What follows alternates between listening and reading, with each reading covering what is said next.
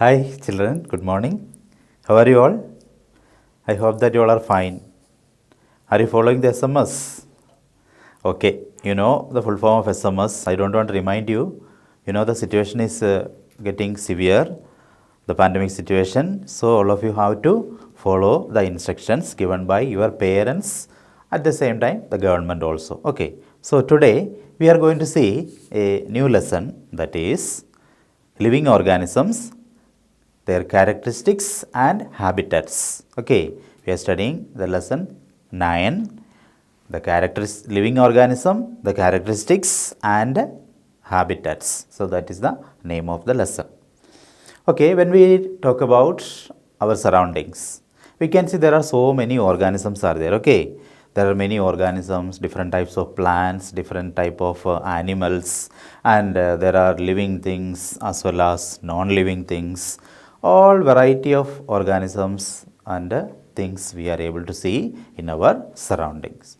So in this chapter, we are studying especially about a living organism. But the living organism want to survive means non-living factors are also very essential, that you know. Okay, if you are a living organism, if you want to live, you need to get enough amount of oxygen for breathing. At the same time, we need to get water, and we need to have sufficient amount of food materials, and we need to have shelter. All these are examples for non-living factors. Okay, so if the living factors want to survive, it needs the support of non-living factors. Living things cannot live alone without depending on non-living things. At the same time, for the protection of non-living things, living things also require. Okay, so for example, soil. We are doing agriculture in our agricultural land. So soil is an example for non-living thing. Okay, so if we are not protecting that non-living thing, that means the soil, it will not be available for us to do any type of cultivation. So we need to protect our non-living factors from pollution, etc. Okay, you know that if the land is polluted, we are not able to do any cultivation there. And if the air is polluted, we are not able to breathe properly. And if the water is polluted, we are not able to drink that water. So along with living factors, non-living factors also should be protected. Then what all things are the living factors in our surrounding? Human beings, plants, animals, and so many microorganisms like amoeba, protozoa, bacteria, virus. All these are example for living organisms. Then non-living factors, mainly I told you, air, water, soil, sunlight, all these are the non-living factors, and without them we can't survive. Just imagine 1 month fully there is no sunlight. How you feel? It will be very difficult. And you just imagine another situation, there is drought, severe drought, no water to drink, no water to bath. See what's the condition? So for the successful life of a living organism, non-living factors are also very essential. Okay. So if you see in our surrounding, you can see there are different types of plants are there, different types of different regions are there. Okay. Some mountainous regions or hill areas, you know that. At the same time, some plain areas are also there. And if you see the coastal area, there also, the nature, fully covered by sand. And if you see the vegetation there, you can observe that is varying from all these places, one place to another place. In desert region, we can see there are large number of cactus plants. Okay, cacti family, a large number of plants will be available in desert area. And if you see the mountain regions, you can observe oak plants, pine trees, again deodar, like that different types of plants are available in mountain regions. And when you come to the coastal area, you can find there are large number of casuarina trees are there. Casuarina. Okay, what's by casuarina plants? Do you have any idea about casuarina plants? Actually, these plants are when due to the air currents, they keep making some sound. Okay, some plants are available. It is not only in the coastal area, it will be available in our garden, park, even in our home. Some people are growing such type of plants, and they are known as casuarina. Okay, the name of the plant is casuarina, and this casuarina plant in Malayalam we will call it as chulamaram, we will say. Okay, chulamaram. Whenever wind comes, because of air currents, it keeps making a whistling sound. So that's why it is known as Chulamaram in Malayalam. Okay. So like that, one area is different. The vegetation in one area is different from other area. At the same time, the climate also vary from one place to another place. In desert area, if we consider, it will be very hot and dry. And when we come to the plain, there our climate is somewhat average. Okay, not very hot, not very cold. But when you think about the area, the beach side, especially coastal area, you can observe the climate will be always humid. Okay, because of that wide area is filled with water. So always water vapor content is available in the air. So the air will be humid in coastal area. Okay, so like that, from region to region, the climate is changing. According to the climate of the particular area, the vegetation available in that area also be changed. At the same time, the presence of animals also, based on the climate, they are varying from one place to another place. Okay, now let us see about the organisms and their surroundings. Okay, organisms and the surroundings they live. And what is that surroundings they live is called? Many organisms are living in different places, I have already told you. And their places or their area where they live, it is having a technical terms. There is a term for that. The area or the surrounding in which an organism live is known as its habitat. You studied in the previous classes also, you have studied it. Habitat. Habitat means what? A place where organism live. What type of habitat you are interested to live? Are you interested to live in a place where there is no water? No. Are you interested to live in a place where there is no sunlight? No. Are you interested to live in a highly cold condition? No. So whenever we want to live somewhere, we need to get a suitable climatic condition there. Otherwise, we are not able to survive there. Okay. And not only that, we need to get enough food. That means enough food material should be available there. Enough water should be available there. And for our shelter, a place should be available there. Such a place only we can say as habitat. Okay, a habitat means it is a dwelling place, a place which is suitable for an individual or for an organism to survive. And that place is known as habitat. And if you see the type of habitat, there are different types of habitats are there. Okay. Mainly we can classify the habitat into two types. One is aquatic habitat, another one is terrestrial habitat. Okay, terrestrial and aquatic habitat. Terrestrial habitat means the habitats which is available on land. Okay, terrestrial habitat means, terrace means that is related to land. Terrestrial habitat means the habitat which is available on land, and whereas aquatic habitat means habitat which is available in water. Okay, so there are differences in the habitat. Land, if the habitat is related to land, then it is terrestrial habitat. Terrestrial, T-E-R-R-E-S-T-R-I-A-L, terrestrial. Is it clear? Then aquatic habitat means habitat which has more amount of water as the surrounding. That is known as aquatic habitat. Now let us see what are the different types of habitat. So before that, let me explain the definition once again. What is habitat? Habitat is a place where an organism live. That is known as habitat. Now suppose you are staying in Pulimala. then we can say your habitat is Puliyamala. That is a terrestrial habitat also. Whereas some people are there, they are living inside the forest. Okay, some nomadic people, nomads are there, and or some tribal people which belongs to the forest area. You can observe even in Andaman, Nicobar Islands and all, there are so many animals are living there. So their habitat is the forest. Okay, so the place where an organism live, where he is getting his own food, water, shelter, all those that should be available for him. Such a place only you will select as a habitat. So if we consider about terrestrial habitats, we can say there are different types are there. They are, forest is an example for a terrestrial habitat. Like that, desert, that is also related to land only. Okay, so we can say desert is an example for a terrestrial habitat. Again we can say orchards. Orchards means what? This plantation field, that is known as orchards. So orchards, they are example for terrestrial habitats. Again, mountain regions, that also we can say there are so many animals are living there. Okay, different types of plants, animals, all are living there in mountain regions also. So we can say they are also example for a habitat because they are on land. All these habitats, what are the all habitats?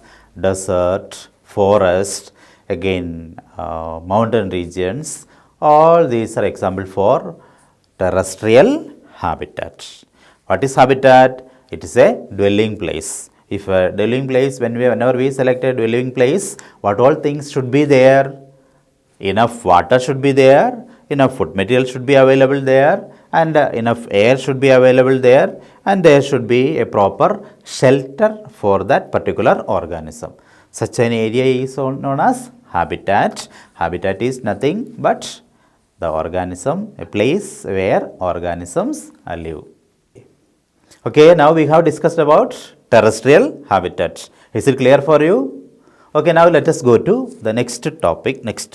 That is aquatic habitats. Aqua means water. Okay, so here the surrounding of the animal will be covered by means of water. So we can say it is an example for aquatic habitat. So what are the example for aquatic habitat where the organisms are living? Do you have any idea? Okay, so some of the example for aquatic habitat are ponds. Pond, you all are familiar. Okay, then rivers. Nowadays the rivers and ponds are disappearing due to the human activities, indiscriminate filling of soil, and they are converting it into agricultural land, and for making flats and all, people are filling the ponds, rivers, etc. So day by day water scarcity is increasing and the temperature is also increasing. You know that greenhouse effect, global warming, all these because of the increase in the atmospheric temperature. This is all because of human activities only. Okay, as the population increases day by day, he needs to have enough area for shelter. So what he is doing, he is filling all the other aquatic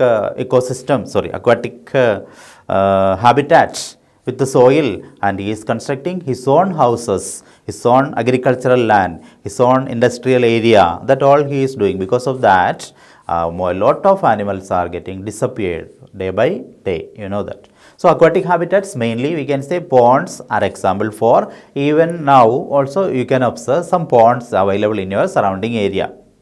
Maybe it will also disappear in future. Okay, so some of the ponds are available in your area. Again, some rivers are also there, and ocean is there that we are all observing.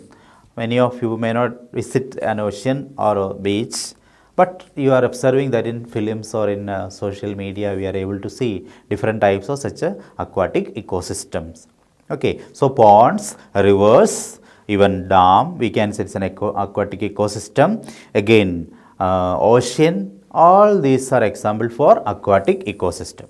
So in aquatic ecosystem, actually I said aquatic ecosystem and habitat. Okay, so both are somewhat similar only. So aquatic habitat contains so many aquatic animals. Animals which are living in water, they are known as aquatic animals. At the same time, plants are also available. Okay, aquatic plants are available, aquatic animals are also available.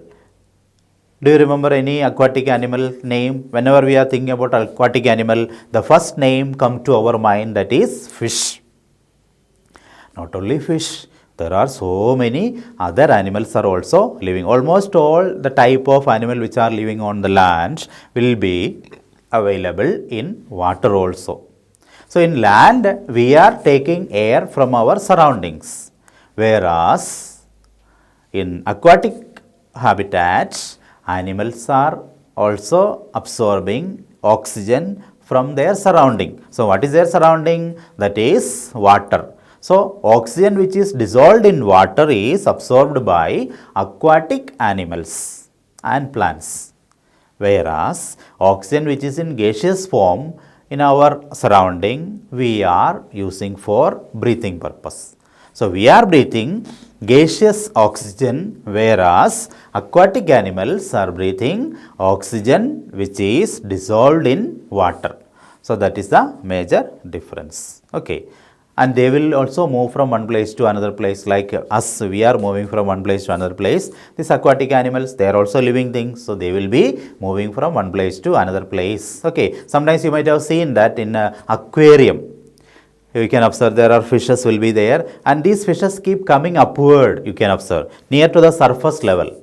Why these fishes keep moving upward? Because in the surface layer more amount of oxygen is available. Okay, in aquatic ecosystem more amount of oxygen is getting dissolved in the surface layer. So fishes now and then keeps coming upward, they will take some water which contains dissolved oxygen, again suddenly they will go down. Okay, again after some time when that oxygen is absorbed, they may even come up again. In this way they keep coming upward and downward, you can observe. Okay, so fishes or aquatic organisms living in water, they are using oxygen which is dissolved in water, whereas animals which are available on terrestrial ecosystem, they absorbs oxygen in gaseous form. Yes.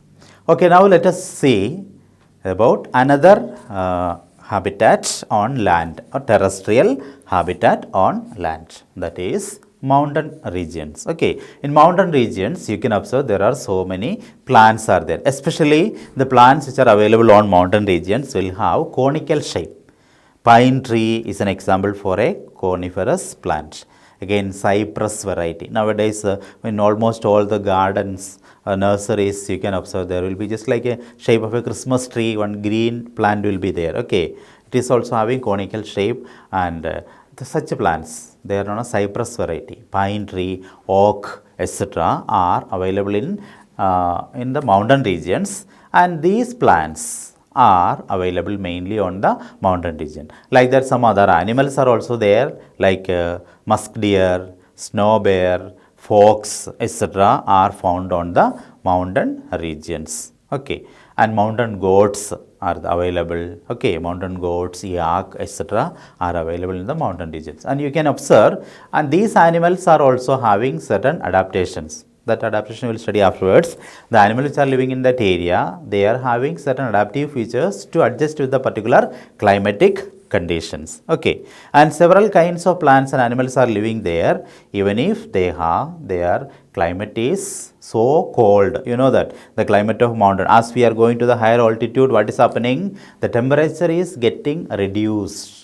So that's the reason we people, high range people, are having less temperature compared to Kottayam side. Kottayam area, that all somewhat plain surface only. Okay, plain area. For when we compare the Kottayam, the place of Kottayam district to the Idukki district, you can observe the altitude is keep increasing. The height, we all are almost some hilly area only we are surviving. So as the height increases, the temperature is getting reduced according to the height. So we are feeling a cool and a cold climatic condition in Idukki district. But when we consider Palakkad, Kottayam, etc., we can observe the temperature is very high compared to us. Okay, the temperature will be varying from one place to another place, especially as we are going to the mountain regions. We can find in Himalaya and all, you can observe that is snow covered area will be there, because the temperature is very high, because there the height is very increasing, height keep increasing in Himalayan mountain ranges and all. You can observe it will be covered by means of snow, because the temperature is getting reduced as the height increases. Even if the climate is very cold or even if it is very hot, we will be able to see the presence of variety of animals in that particular area. Then how they are able to survive there? You know that the temperature is very high, otherwise temperature will be very low, or if it will be covered by means of snow throughout the year. But even then we can find the presence of certain animals or plants in that area. How or why? How they are able to survive there? Because their body is adapted to adjust with that particular climatic condition. And if their body is not able to adjust with the particular climatic condition of that local area, they will not be able to survive there. Okay. So the organism, if any organism want to survive in any climate, they will have certain body features or certain habits which is able to adjust with that climate of particular area. And those capacity, okay, that capacity of ability of an organism to adjust with the particular climatic condition, we can say it is an example for, and that is called adaptation. We can say adaptation. Okay, if a student is joined in an English medium school, he has to learn English because the medium of communication is in English and the teachers are explaining the things in English. Okay, and if he doesn't know how to read, how to write, how to speak, he may not be able to survive in that English medium school. In such case, what he naturally does, he try to go out of that school and try to join in some other school, where because he is not able to adapt to that particular situation, so he is going out of the school. Whereas within 1 or 2 months, if he is able to speak, if he is able to read, if he is able to express himself in English, he can survive in that English medium school. Otherwise, quite naturally, he will try to go out of the particular situation. The same case in case of animals and plants also. In any particular climatic condition, if his body features are not adjusting, that organism, whether it is a plant or animal, they will not be able to adapt or adjust, so that finally what happens? He may die or he may go out of that particular climatic condition. So ability to adjust to the particular climatic condition, that we can call it as adaptation. So now we have studied what is habitat, what are the different types of habitat, what is adaptation. Adaptation means what? Certain body features or certain habits which make an individual to adjust with a certain climatic condition, and those body features or those habits are known as adaptation. Aquatic animals, they will have some adaptation with them, and desert animals, they will have some other adaptation to survive in that area. Terrestrial animals, they will have some other adaptation to survive in that particular area. Whereas some animals, they are able to adapt in water, at the same time outside also. Related to that all details we will study in this upcoming portion we will study.